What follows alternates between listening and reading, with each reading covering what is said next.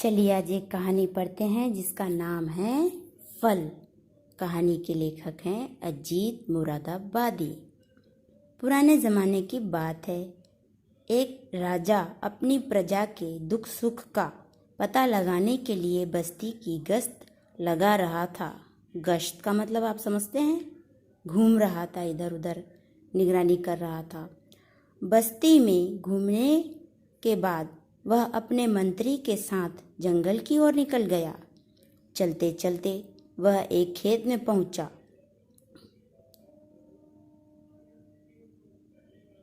वहां एक बूढ़ा किसान आम के पौधे लगा रहा था। राजा को यह देखकर हैरानी हुई कि इस बूढ़े को इस उम्र में आम के पौधे लगाने से क्या मिलेगा। राजा ने उसे बूढ़े किसान को अपने पास बुलाया। उस बूढ़े किसान को होना चाहिए। बूढ़ा हाथ जोड़कर खड़ा हो गया। विनम्रता से वो खड़ा हो गया। राजा साहब आए हैं देख करके उसने स्वागत में अपने हाथ जोड़ के खड़ा हो गया। बाबा, यह खेत तुम्हारा ही है? राजा ने नरमी से पूछा। जी हाँ सरकार, आपका ही है। यानी कि वो उनको क्रेडिट दे रहा है कि हाँ सरकार, आपकी ही जमीन है। ऐसे बूढ़े ने उत्तर दिया। क्या तुम्हें मालूम है कि ये आम के पौधे कितने वर्ष बाद फल देंगे, वृक्ष बनेंगे? ऐसा उन्होंने पूछा। क्या तुम्हें विश्वास है कि इनके फल खाने के लिए तुम जीवित रहोगे? राजा ने हैरानी से पूछा। किसान ने उत्तर दिया, हुजूर, हुजूर यानी मालिक, राजा साहब, ऐसे विश्वास का सवाल ही नहीं उठता।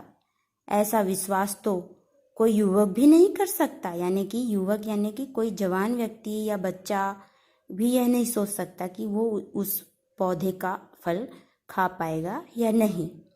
मैं तो यूं भी बहुत बूढ़ा हूँ, आज मरा कल मरा।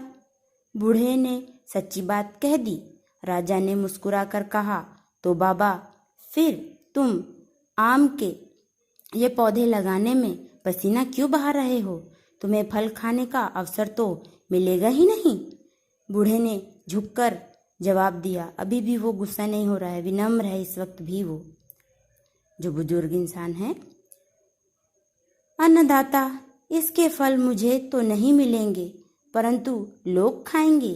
दूसरे लोगों के लगाए वृक्षों के फल मैंने भी बहुत खाए हैं। यह सुनकर राजा बहुत प्रसन्न हुआ। उसने अपने मंत्री से कहा कि बूढ़े को 500 रुपये इनाम में दिए जाएं। उन बुजुर्ग व्यक्ति को ऐसे अच्छे सुंदर जवाब के लिए 500 रुपये इनाम में देने के लिए उन्होंने अपने मंत्री को कहा। इस पर बूढ़े किसान ने कहा, सरकार, आपने देखा कि ये कितनी जल्दी फल ले आए, यानी कि इनाम मिला 500 रुपये। कितनी खूबसूरत बात है। यह सुनकर राजा को उस किसान की समझदारी व हाजिर जवाबी पर और अधिक अचंभा हुआ। वह बहुत खुश भी हुआ। इस बात पर हम तुम्हें 500 रुपये और इनाम के तौर पर देने के लिए घोषणा करते हैं, राजा ने बूढ़े से कहा।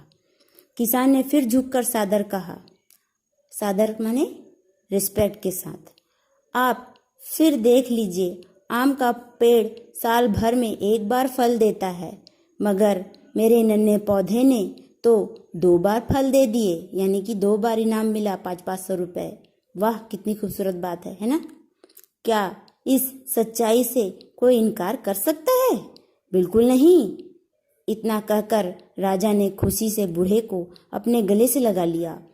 मंत्री को आदेश दिया, इस बुजुर्ग को आज से हमारे मंत्रिमंडल में शामिल कर लिया जाए। इस आदेश पर किसान की जुबान से शब्द न निकले। इसकी बजाय उसकी आंखों से आंसुओं के मोती झरने लगे।